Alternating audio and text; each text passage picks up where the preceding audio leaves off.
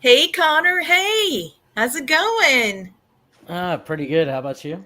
I've got a special thing to show you here. It's the first time you've seen it, and here it goes. Drawn to film.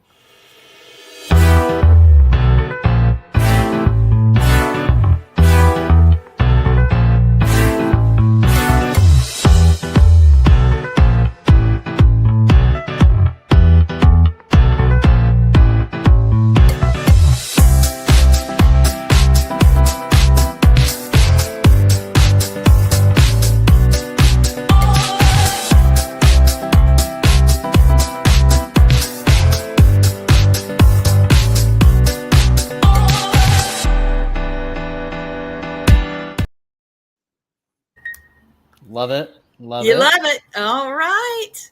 So you've got someone already saying hello to you. This is How's it Sean. going? How's it going, Yeah. Sean? How you doing? How we doing? So Jeremy is coming. He's having a little trouble connecting, but that's all right. It's per the norm. Technical difficulties. Yep. It's Yeah. always something. Yeah. So I want you to meet our producer for All Access Network Television. This is Gwen Johns. You've met her before, but now while she was at work, here she is.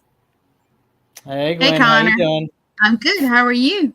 Doing fantastic. Excited to get it going tonight and get to meet Jeremy for the first time and pick his brain a little bit. There you go. Yeah, I think it's going to be fantastic. So, what do you want Mhm. your hashtags to be? This is your first go. So, what do you think? Let's see. Hashtag first show. Hashtag first First show. podcast. I guess that might be. Let's see. So, what would you like to have as a banner scroll across the bottom? Something fun to think about. Yeah. There's that one. Ba-da-ba-dum. Yeah. First I show, like first that. podcast. All right. So, this is called Drawn to Film. Yes. I think that should be our scroll across the bottom. Boom and boom. Welcome everybody to Drawn to Film. This is Connor, and he loves all things to do with drawing, anime, movies, behind the scenes, stunts, comics, special effects. I mean, all the fun stuff. He likes collectibles, comic books, as you can see behind him there. Yes, on the wall. Tons of artwork that I've done. I love Scott Pilgrim versus the World, and there's a video game based on it. And I made some of the sprite characters out of perler beads. I made Nibbler from Futurama, one of my favorite cartoons. I got my hockey team logo, Sonic the Hedgehog, Mega Man from the Nintendo, one of my first games I ever played. And then I got Scyther from Pokemon, one of my favorite Pokemon as well. And then I got some more artwork back there. Some of it concerts, some of it animation, but and there's tons more I haven't got posted around this office yet. So tell me a little bit about what you experienced at the South Carolina Comic-Con. Oh, this year is amazing. Huge, yes. It did feel a little bit tamer this year, but it has grown to be honestly, I'd put it on par with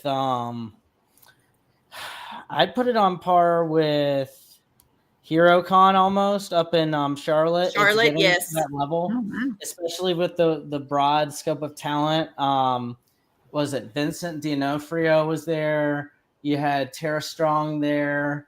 So for our listeners and viewers, tell me who they are. So Tara Strong is one of the most prolific voice actors. Definitely, any and everybody should know who she is in some way, shape, or form. She got started on work on Batman the Animated Series back in the 90s, and worked her way up to being a lead on the Powerpuff Girls in like 97 or 99 as Bubbles. Oh, yeah. She's Raven from Teen Titans, which a lot of people were into. She was Ben from Ben 10. Really? Yes. Hey, Connor, put the camera down a little bit so that we can see you. You look like Kilroy. I just see your eyes and nose. There you go. Yeah. Are you looking at the monitor? Are you? Yeah, I'm looking at y'all. I got two monitors. I got y'all like are over to the left, and then I got my main monitor over on the right. Gotcha. Okay, so look at the main. Move that. Yeah, there you go. There you go. Okay, that's better. Now we get to see. Now we this see thing keeps you. dropping on me. There you go. You've even but, got that. Look at you. That sounds fantastic. Thank you. Yeah, I got it about 5 years ago. I decided, because I was making music at the time, I decided to get an audio interface coupled with a cardioid microphone. And then I did voice acting with this. And then I'd have like this massive thing draped across the back. I was going to ask you about voice acting because I did a tryout basically with a voice acting company, and I got accepted. Fun. Yeah. Awesome. And somebody that is a good friend of mine that's done voice acting for years, he was mostly Santa Claus, who's got that big, deep, booming, voice. Oh, yeah. And really deep voice. Yeah, and he did a voiceover for a business and got $1,500. Oh, wow. 2 or 3 days. Boom. Yeah. Yeah. And it can happen just like that. I mean, you can, if you can keep them going, it can be really, really solid, steady form of income. Maybe you should consider it. I took a step away. I was doing it for a while, and I got into a couple of roles, and I want to get back into it. Kind of finally getting free time to be able to put that back to the forefront again. Yeah, there you go. Well, we could talk more about that. So you got to see the opener of our shows, and you saw all the other podcasters. We've got about 10. We've got a lot of things going on with the network. Okay. Gwen is the producer for all of them.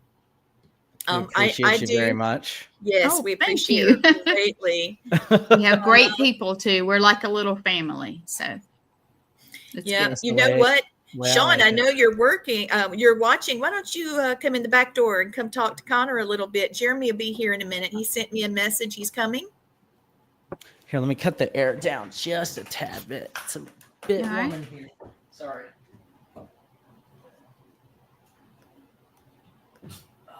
Bless you, baby. Come here. Woo. Man, he can't see me. Can you get him? Oh, is he? He's just walking around. He's doing wandering. Just wandering, but he's sneezing, so I know he's wanting something. You know how he does. Well, he was in here a minute ago. Sean. Sean's coming. You coming, Sean? I don't see him. He might. He may need a second. Might have to take a second. Yeah. Yeah. And that's what's happened with Jeremy too. So I'll save his bio for that. So Gwen's been doing All Access Network television for not quite a year. It's more like just a few months. Well, since day one. Me and you since day one, girl. Okay, so Sean is driving. He said, I'm driving right now. Give me a few. But yes, don't be doing anything like that while you're driving. Definitely not. Please. Please be safe. Yeah. So you like your opener? Yes. Love it. I thought it was great too. Wonderful. I just love it. So So we were talking a bit about it when I was putting it together for you. And we were talking about doing stunt men, where, people that are stunt men that have done some really That would be Bill. awesome. It's funny Bill. you say that. Exactly. I'm looking at. I've been trying to reach out to one that actually did work for Nick, back like in some of these crazy shows that they had in the 90s. I think like Legends of the Hidden Temple and stuff like that. I'm trying to reach out. Who knows? Maybe I'll So get this lucky. is going to be your bucket list. Well, the thing is, we already know some people. Bill Perry. I'm about to message him now. Here we go. Drum Can't roll. Connor's bucket list. Dun, dun, dun. So Bill Perry. Let me see if I can get a good picture of Mr. Bill Perry. He's a lot of fun. I didn't know who he was until I met him and found out all the stuff he did. Then I realized, oh, I know exactly who he was. He was Corey Feldman in License to Drive. He was in Freddy Krueger. He was Freddy, Oh, sick. Yeah, he's done so many stunts. He was in Elvira, Mistress of the Dark. He was the kid hanging by the edge of the window trying to peer up and see her, Oh, that's awesome. Yeah, that was him. He fell a long way for that. Yeah, let's see. What else did he do? God, there's so many things that I lot. I can't remember all of them. Yeah. Elvira. He was in Predator 2. He was in Elvira. Yes. He was in Lost Boys. Okay. Yeah, he was in Predator. The guy that played the Predator, his name is William. He said, "Sorry, I had to kill you. All the best. Love, Kevin Predator." Predator 2. Let me see if I can get this for you. So this is the kind of stuff that he keeps to himself. And then all of a sudden, when you think you know the guy, something else rolls out about him. And I'm like, are you? Well, that's the kind of person I like, though. They always got a story on the back of their tongue. That's him. That is absolutely him. So Bill Perry will be your guy. And we have some others too. Him now. Yeah. So actually, this is the premiere episode, guys. So you get to see all the planning as it's happening. Oh yeah. Oh yeah. So I'm getting the Predator picture loaded up for you so you can see what I'm talking about. It's just too cool. I used to be able to do the noise for it back when I was a kid. It's so hard. It's so weird. Sound. Yeah, it's like there's somebody. It's almost like you kind of like growl. All right. So here's Bill. There he is. This is the picture of William with the Predator. Wow. Yeah. And this is the picture of live Jeremy Cotter. Hey, Jeremy. Hey, how you doing? I can't see you guys. Can you see me? Yes, we see you, buddy. All right. So I'm going to run. Well, he went away. He couldn't see it. He's going to pop out. Yeah, he'll be back. So I'm going to play this again when he comes back. He has a hard time being seen. He's just got some technical things. He said that he had to connect several times last time, and that's fine. So this is definitely going to be fun. Yes, I cannot wait. He messaged. Let's see. I think he thinks he's got technical problems, but he said, "I'm going to try again. I couldn't see anyone. We saw you." Okay. Oh, can you share the post link for it for the live feed so I can send it to one of my friends? I'm doing yes, awesome. Absolutely. Mm-hmm. So that's Mr. Bill Perry. I'm going to put some pictures here while we're waiting on him to connect. Oh, I heard him. That's Sean. Yay. Oh, Sean that was quick. Yep, super quick. So this is Jeremy when he was in costume, and he's coming back in. There he is. Let's give him a second for it to connect. Okay, you're here. We hear you. Welcome back. And here is we have a full house. Yes, I will be leaving the show about 15 minutes early. Gwen will be closing it because I have Dr. Jody Noe coming on the show. I hope that all of you will please stay for that show because we're doing a special with Family Spirit Family Spirit International. It's a special edition with Dr. Jody Noe, who's also the vice chief of the South Carolina Cherokee, Southern Iroquois, and United Tribes, cool. South Carolina. Cool. She's covering the missing and murdered Indigenous women. And now it's in missing, murdered Indigenous people, because they're also stealing men, children, babies. There was one child that was 1 year old and one lady that was 87. Did you know that the number 3 most reasons for an indigenous woman to die is murder? Oh, wow. Did not know. That bad. So we're going to be covering that. I would like to play the intro. I know you can't see it, Jeremy, but you can go back after the show and see it, because I made a really good trailer for you. I'm going to play it again since you're on. Here it is. Cool.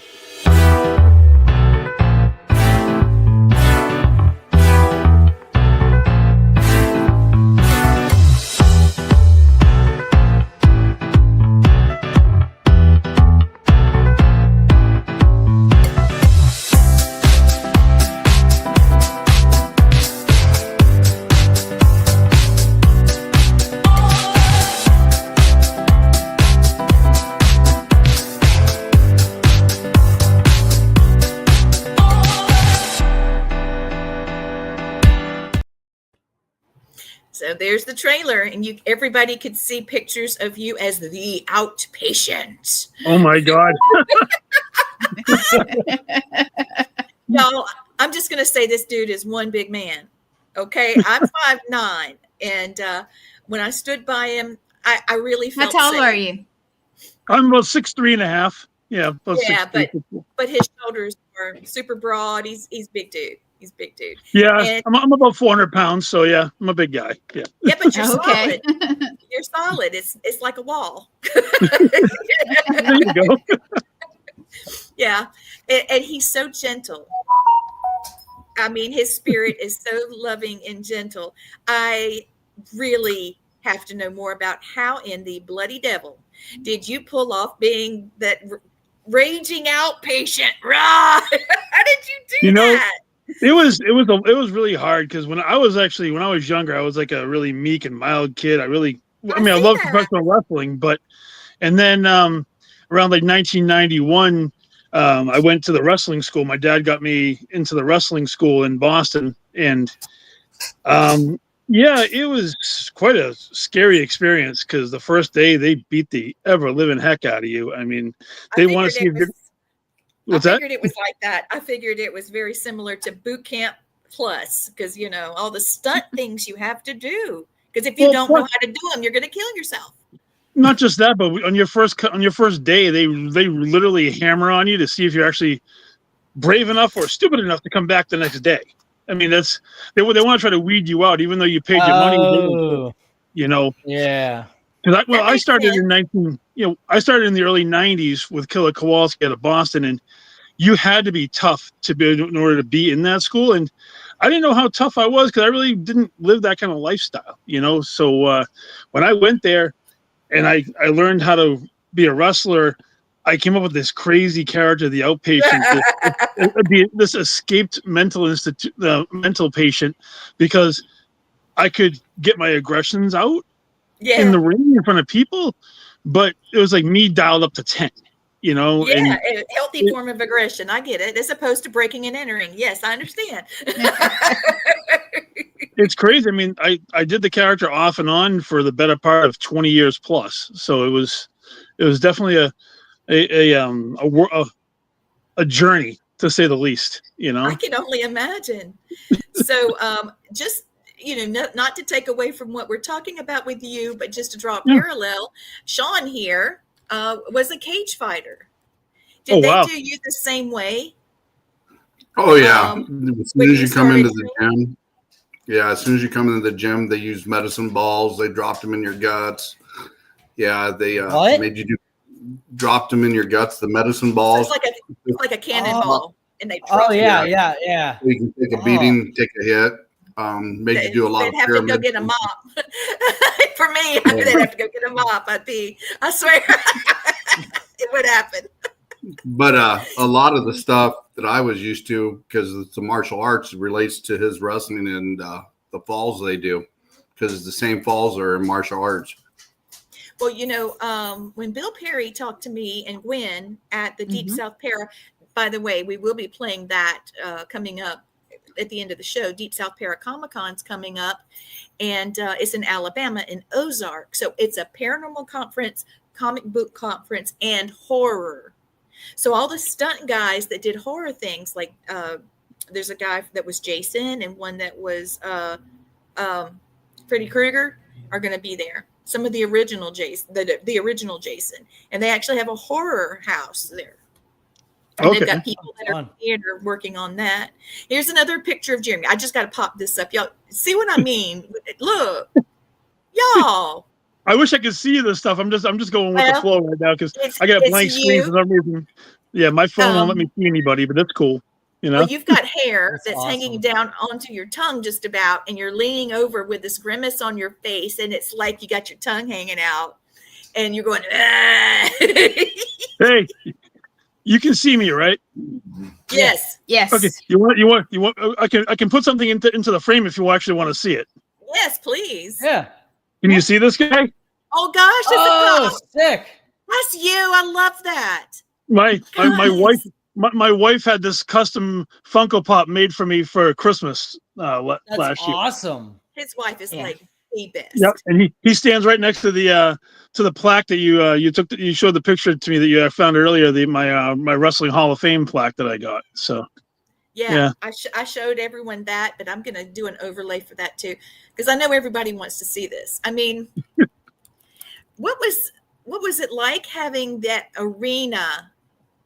You know what I'm saying? Having all those people there to see you, and because I went to one time. Now this was the early '80s. I was young, and I took my grandma, which is hilarious. Here she was going to the Pentecostal Holiness Church, and here we are at this wrestling thing, and she was screaming as loud as me. We saw Two-Ton Harris and Ricky Steamboat, the Hawaiian guy. Yep. Oh God, and I was screaming and yelling, and the wrestler would go, "Ah!" because he had him in some sort of arm bar, right? And the whole audience would go, "Ah!" back at him. He would, "Ah!" It was Two-Ton Harris. I haven't heard that name in a little while. He actually became Kamala the Ugandan Giant, actually. Really? Yes, he did. And I do have another story about wrestling, and you're going to think this is hilarious. Sure. When I was little, my dad was doing special personal appearances in Asheville. Dad wrestled alligators for Tarzan movies and stuff. And he was in Asheville speaking to children in schools about, the value of their education and, doing the right thing, and all the people that he had met and how teachers had given him the opportunity to be where he was. But anyway, back to it. So we were there, and we were staying in the same hotel as Andre the Giant. Oh, wow. And I live in a town that has 2 red lights. And, when we got a Dollar General, everybody had to get in the car and ride out there to look at it because, that was going to be like our Walmart. We're like 30 minutes from civilization. When they have traffic stops, everybody gets in the car with their driver's license and drives out to the traffic stop for license. It's bad. It's bad. We had a snake get in our transformer and it blew half the town's power. I mean, it's really small. So when we went to Asheville, I was in Chicago, right? And I rode on the elevator on Andre the Giant's, my first elevator on Andre the Giant's shoulder. And it scared me so bad because he picked me up and whipped me up there. I'd never been on an elevator. And when he pulled me up there, that was really tall. And I had to lean way over, like that. Yeah. And Ric Flair was in the TV studio green room, and Dad was out filming, and I was left with him, and he was trying to entertain me. God bless the man. And he was getting a cup of coffee, and I wanted a cup of coffee. I want one, Mr. Rick. And he got a carton of milk and poured a little bit of his coffee and some sugar in there. And I was drinking it with a straw. And that was my first cup of coffee. And Gwen can tell you I'm a coffeeholic, and it's all because of Ric Flair. Okay, That's we'll all. take that. Yeah. That's all I got. That's all I got. That's all I got about the wrestling thing for me. But we've got a cage fighter and a wrestler. But okay, Connor, your show, premiere show. You got questions? He's got answers. I do. Jeremy, tell me. He dropped. Okay, so you can talk to Sean. Yeah, talk to Sean because with him being Sean? He's got a cage fighting background. He can help you out. Tell me a little bit. I'll ask you this, and then I'll ask him. Tell me about how improv played into like each of the matches that you were a part of. Like, what was that like? Question. Just trying to improvise on the spot, and if something went wrong, like how you would mitigate it and keep the crowd engaged. Actually, it was all live and it was real. When I was cage fighting, there is no preset. Everything was gotcha. You actually got hit. You didn't get potatoed like they do in wrestling or anything like that. You actually got hit. There was no improvs. God dang. So how was the recovery on each of those hits? I can't imagine like getting smacked and dazed. We wore MMA gloves, which you see now. They're a little bigger than what we had because we had like less than 5 ounces. Taped our knuckles like boxers and even put a piece of rubber in them so we didn't break our fingers. But then they taped our wrist up and the whole 9 yards, and it was like getting hit with a concrete block. Oh, I bet. God. Oh yeah. What was the biggest guy you ever had to go up against? My guy that I would always train with was like 6'1", 6'2", and actually, the day I was about 3 days before I was supposed to fight the Iowa State champ, he took me in a hip toss, and I wrapped my leg around his to keep him from hip throwing, and blew out my knee. So it took me a while to come back. All I heard was pop, and it swelled up about the size of a melon. Oh, I bet. Oh yeah. Oh, that's rough. And then I came back after that, and I ended up having a title shot, and I took the title shot and retired the belt when I was 37. I don't blame you. That sounds. I can't imagine like getting hit in the head and then having to recover mid-fight, like actually hit full force.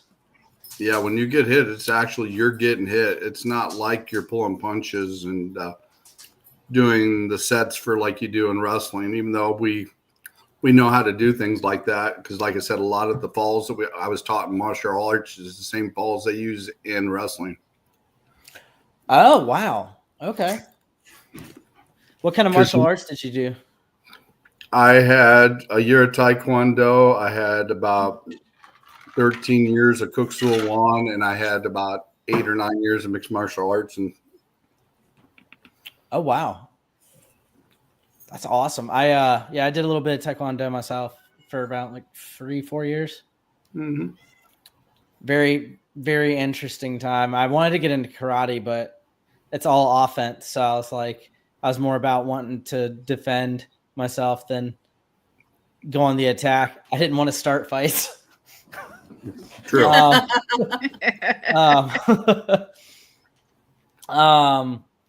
What was one of the coolest venues you got to perform at? One of the arenas? Mm-hmm. Well, I didn't fight in the big arenas. I fought like what they call league wrestling. It's like the ones they do in town, but I actually went to Amsterdam up in Rock Island at the time. And some of the UFC fighters were up there at that place at the time, and I got to meet some of them. And yeah, that was an interesting night. I bet. What did y'all do? That was the first night that I actually was in the cage because I hadn't fought since high school. So I decided we're going to cut my teeth, which is get a first fight, get back into the swing of things. And we were kind of skimming the crowd because it was like volunteers could actually fight. You know, they could come up out of the crowd as long as they signed the waivers and stuff. And you'd have fighters come from other schools and stuff like that, other martial arts places and stuff. And we seen this one guy. He's about the same size as me. It's like, okay, we'll try this out. We ended up signing the contract right before the match, and we got in the cage. And the first thing he did, he threw a roundhouse kick, and I grabbed a hold of it. Oh. And I put him in a DDT right off the bat and slammed his head into the mat. And I thought I was going to get him in a front guillotine, which is a front chokehold, and his head pounced out after it hit the mat. Whoops. So then I was on the defense mode, and the Velcro on our gloves, evidently he must have gazed me good and it split my eyebrow toward the end of the round. And once you get your eyebrow split, it's hard to get it to stop bleeding. But he's back. I don't know. My internet is acting really ridiculous. I apologize for the delays here. You're fine. It's been like this everywhere. So tell us a little bit. I'm sitting here talking to you. I heard you telling me you're Andre the Giant story, and all of a sudden it just went bloop. I'm like, what the hell? Well, Connor has a question for you. He's asked Sean. So please. I was asking Sean a couple of these, and I wanted to get your take as well. Okay. Did you? He was telling me all the hits were like legit back then in wrestling. I didn't know. You got to remember, I cage fought, not wrestled. Oh, Yeah. True. yeah, True. Cage fighting is different than wrestling. Yeah, true. so that's Cage like fighting actual MMA fighting. Yep. Okay, got you. That makes. I'll be a lot honest more with you. When I learned how to answer your question, when I learned how to wrestle in the school, I mean, Kowalski's guys were tougher than other guys. We used to have to lay it in pretty good. I mean, it wasn't obviously the shoot fighting like the MMA cage fighting is. And I respect all of that too, because God forbid, it's all intertwined, even though wrestling is more of an entertainment based combat sport versus like boxing and MMA or actual combat, but it's all interlinked with each other. I mean, wrestlers have trained with MMA guys. MMA guys have made the conversion over to professional wrestling to add years to their careers and or their lives for that matter too. But there's risks and everything. I mean, you see how many wrestlers get injured on a consistent basis nowadays. The injured list, even in like the WWE and AEW and all the other conglomerates, is getting bigger by the day because these people are taking bigger and bigger risks just to entertain the people who are there. So, it's. I've been hit for real. I've had to return in kind because people weren't paying attention to what's going on. So, yeah. I think you call those receipts, don't you?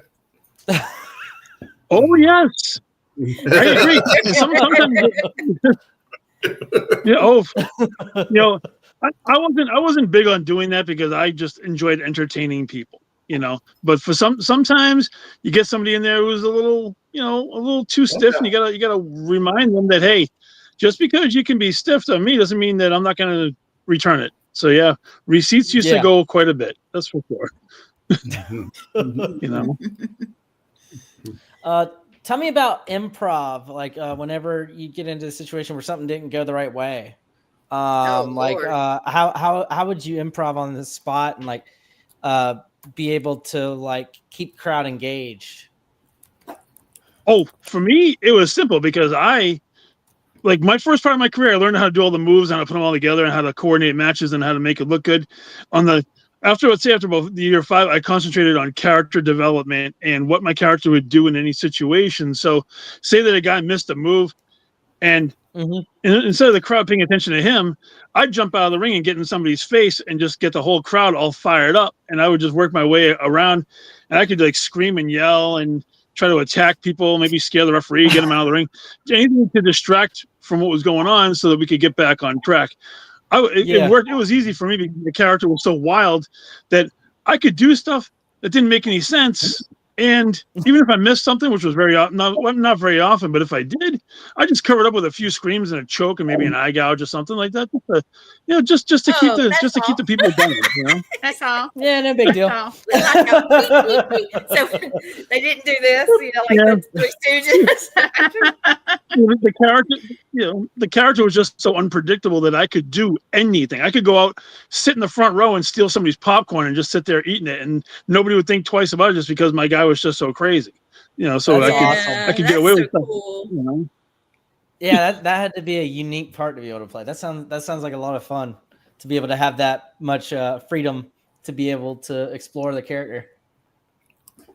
Absolutely. You know, that's the one thing I can definitely say. All the organizations that I worked for, you know, they gave me open range as far as character development and to do what I wanted to do, because they knew that I wasn't going to go out there and poison the product, so to speak. I wasn't going to go out there and make it look stupid. You know, you can be creative and keep it respectable. You can also, you know, you can engage the people without making them feel like they're stupid. I don't like when wrestlers think that the crowd is stupid, because these people know just as much about the inner workings nowadays as even the guys, even the wrestlers, the boys and girls in the locker rooms are just pretty much on the same level as the fans as far as the knowledge, because everything's out there for the world to see via all the internet and the streaming services and all the behind the scenes things that are like my personal favorite thing to watch on TV nowadays is the Dark Side of the Ring. Have you seen that series that's on True TV? Or yes, I was going to ask you about. I've never heard of that. That sounds awesome. Yeah. The Dark Side of the Ring. It's actually it's through Vice TV. I think it's Vice TV, but they get into some of the darker stories of some of the wrestlers of days gone by, like your Jake the Snake Robertses, your Junkyard Dogs, Abdullah the Butchers, the Bruiser Brody murders, the Chris Benoit murders from the, you know, and everything in between, you know, the XPW out of California, even like ECW and Sandman and all those guys. It covers a lot of the controversial wrestlers and all the stuff behind the scenes you never knew about. Like, oh my God, I feel bad for some of these wrestlers, and for some of them, I don't even know. You know, it's Doink the Clown, Matt Bourne. You know, if you know who Doink the Clown is, Matt Bourne. His episode of the Dark Side of the Ring is one of the darkest and most twisted ones you could ever imagine. It really, really is. And you know, I think if you ever want to see something that's a little bit off the beaten path with wrestling, definitely check out that series. That series is really eye-opening. Hey, I'll Connor, definitely take a look at that. Go to the private chat.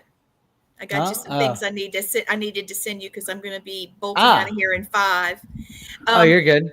I made a mistake and went on YouTube and looked for injuries in the wrestling ring. And there was this one girl, her hand, her arm was like, it was broken here, and it had rotated around. She's screaming, and the girl that was in the ring with her was like, "Oh my God," you know. I saw, so I don't want any part of that conversation. When I leave is the best time. But what is the funniest thing that ever happened to you in the ring? I just want to ask that before I have to bolt out. I've got to go to another show.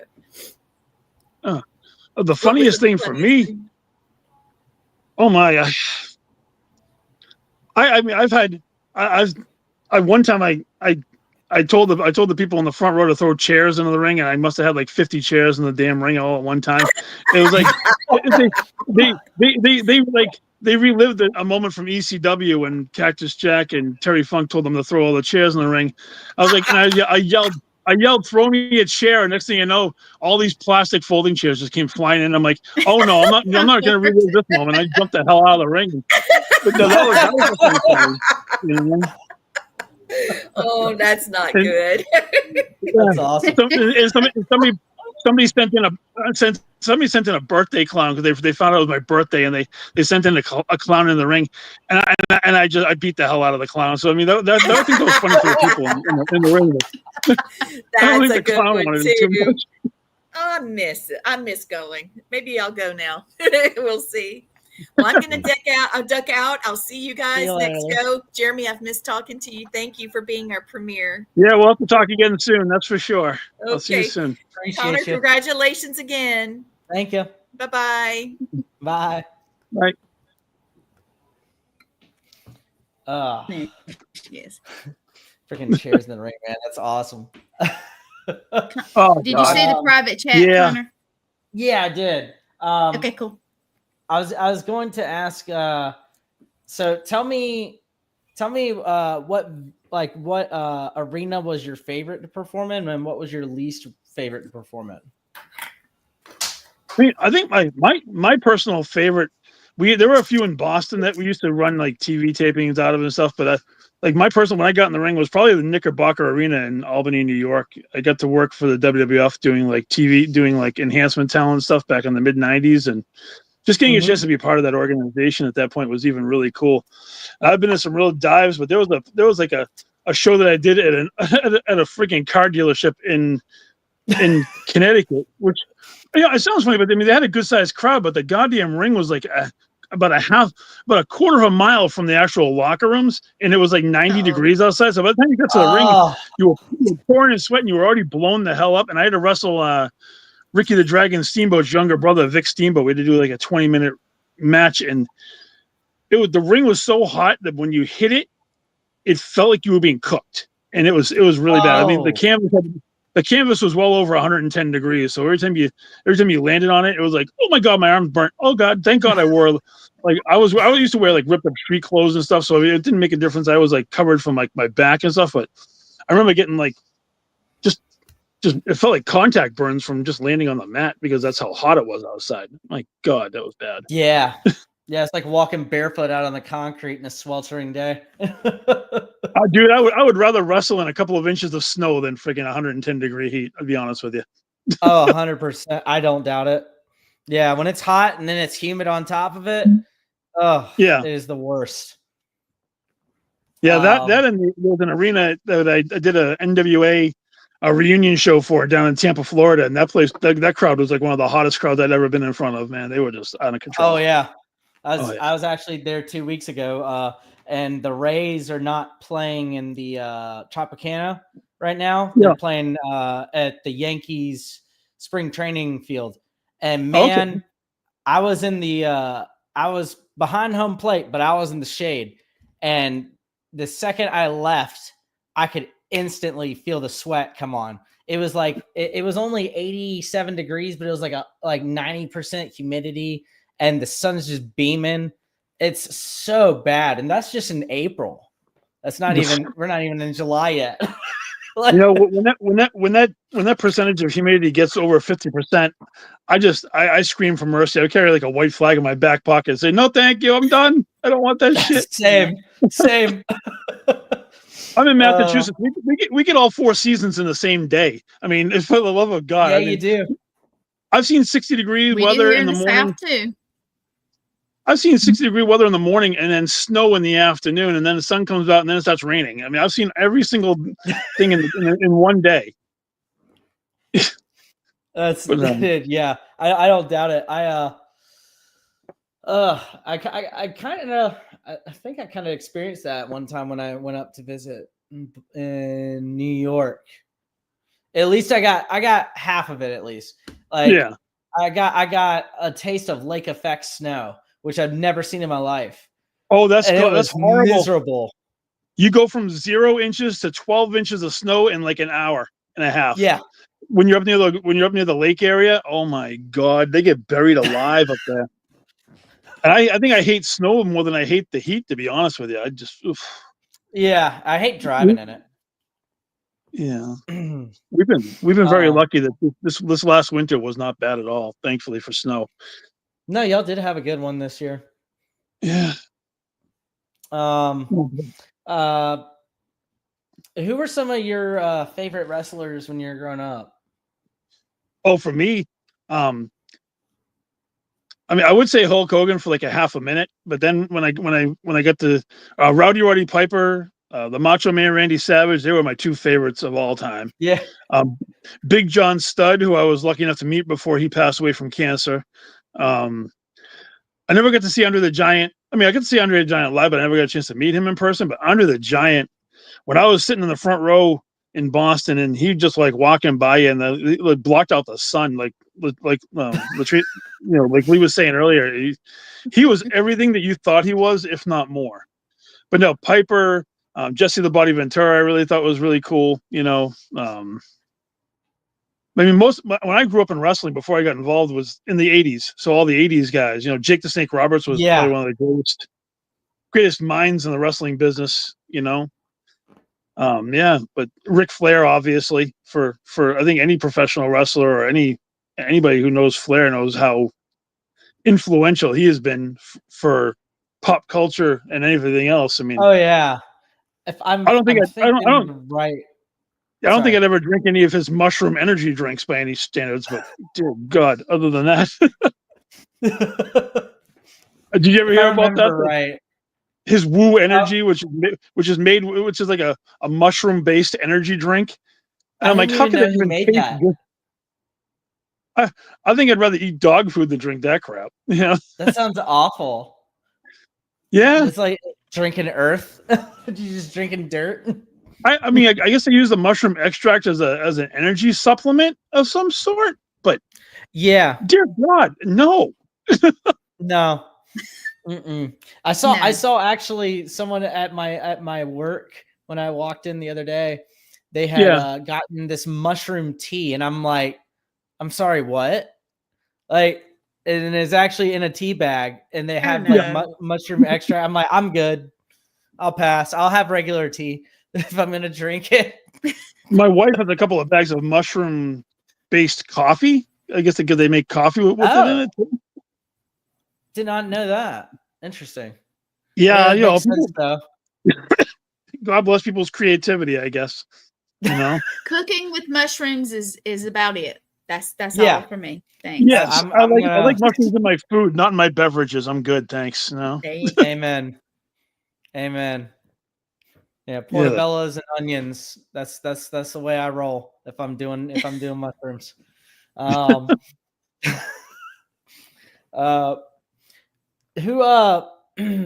Who had like the greatest influence and or impact on your career as well as on your adolescence? As far as wrestling goes, or just in general? Yeah. Well, let's go in general. Actually. Well, you know what? Fine. Across the board, my father. You know, he was the reason I got into professional wrestling. He was the one who got me into my love of baseball. He and between the Red Sox and the Patriots and all that kind of stuff. But you know, and like all my early influences were, you know, based on him. And it's kind of hard for me to talk about him because I lost him last July to complications from strokes. Sorry, man. Yeah, and I'm coming up on the 1 year anniversary, and it's honestly, they always say that time heals all wounds, but it still feels raw, you know. But I mean, if it wasn't for him, you know, I would never have gotten into watching wrestling when I was a kid, you know, or getting a chance to go to see my first wrestling show, you know, or anything of that nature, you know. He was my biggest influence as far as just overall in general. But as far as wrestling influences, like I said, Roddy Piper, Savage. I was more of a big man type wrestler, so I loved watching like King Kong Bundy was one of my favorites. Honestly, okay. You know who Bundy is, right? Yes. Yeah. And I'll actually get a chance to actually wrestle him twice. And fun. And just getting a chance to be in the ring with a guy who my mom made a birthday cake and like him when I was a kid, and getting a chance to actually be in the ring and wrestle in front of a giant armory. Yeah, I wrestled in an army out of Worcester, Massachusetts, in front of a couple of thousand people, and against one of my heroes growing up as a kid was really, really cool, you know. And I guess you'd say that's like one of the more defining moments. I was that you got to experience. Yeah, you know, it was the league we worked for. We actually did some in studio like interview segments to help build it up for the local crowd on the local access TV station, and I got a chance to I got the chance to mess this guy up who pretended to be his nephew, and I bit the head off of one of his action figures and spit it on the guy and threw it on his body and walked off the set. But it was just so cool to be able to be there and stand across the ring from a guy who, you know, you had the action figure. I had the action figure. I had, you know, the birthday cake and even the old T-shirt and all that stuff. And, you know, I love larger than life personalities and larger than life characters in wrestling. Yeah. I feel like nowadays half the wrestlers, the people in the crowd are bigger than they are. So it kind of takes away from some of the mystique that it used to have back in the day. If that makes any sense, you know? Yeah. I feel like, a lot of the ambiguity of ambiguity of like, you know, knowing about players, knowing about performers is just kind of evaporated, and you know, like you can know anything in just a second now. There's no mystery to anybody anymore for a lot of things. I gotta say, I'm really happy with all of the new work that Triple H is doing as the new COO of the company after Vince McMahon sold it and doesn't have his hands on it anymore. And I can truly say that Triple H was actually in my wrestling school class at Killer Kowalski's back when he was terrorizing back in like 1990, 91. When I first started in the school, he was just having his first couple of matches on the independent scene in Massachusetts. So I was lucky enough to actually work with him in the ring and work out with him a lot. And you know, he is fun. What an amazing mind for the business Triple H has, man. I'll tell you. You know, it's really cool to see that, like, the product feels different within the last year or so since he's taken over. I feel bad. I mean, Vince McMahon did a great job for 40 years or plus. Yeah. But it seems like he got out of touch in the last few years, and he was burying guys that he shouldn't, and women too. I mean, you know, there's a lot of talented girls and guys who got pushed aside or even released because they didn't fit Vince McMahon's idea of what the product was supposed to be like, you know. And especially with today, you have NXT isn't just a training ground for whatever; it's actually the third brand, you know. And actually, those young men and women, some of the stuff that they can do just boggles the human mind. From what I've watched just recently over WrestleMania weekend, I caught a lot of the highlights of WrestleMania weekend. I couldn't watch the whole thing. I can't sit through 12 hours worth of that shit. Just too much. I don't blame you. But like Cody, you know, seeing Cody Rhodes and John Cena do their thing, and you know, the one guy that I really think is going to be a big time player is Braun Breaker, Rick Steiner's kid. Oh my God, he is out of control. He is really good. He is really good. So it's funny you say how it's gaining some new legs. I've talked to one of my friends who's really big into it, and she was agreeing. She's like I've been enjoying it more than I have probably in the past decade. Going back and watching it now, she's like, it's just got a different taste to it, and I like it. Yeah, you know, they're trying to showcase a lot of newer talent that was just getting pushed down and ignored and just sitting out back eating catering, you know, and it's not good because, you know, the wrestling business or the industry in general, I mean, just like any other industry, whether it's MMA or whatever, if you don't have any new up and coming fighters at all, then there's nowhere for the business to go. The industry will cap out, and then there will be no future of any of it. Especially seeing that, you know, that Endeavor owns all of it now, UFC and WWE, and that power slap crap. I'm sorry, I don't believe in any. I can't stand even watching that stupid shit.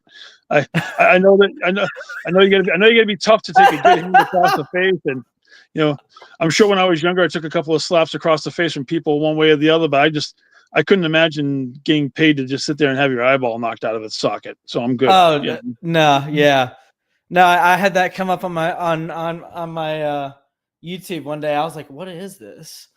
I was like, people just sit there and take a slap to the face, like full power. What is happening? Yeah, you know, I saw a clip on. We got about 2 minutes left. Okay, cool. So, how can we reach you guys, and when can you tell us when we'll be back? Oh yeah. So we will be back. We should be back next Wednesday at around, I would think, 6 o'clock with Austin Light, doing interview with him regarding his comic book, as well as, you know, delving into his like for animation and comic book design. And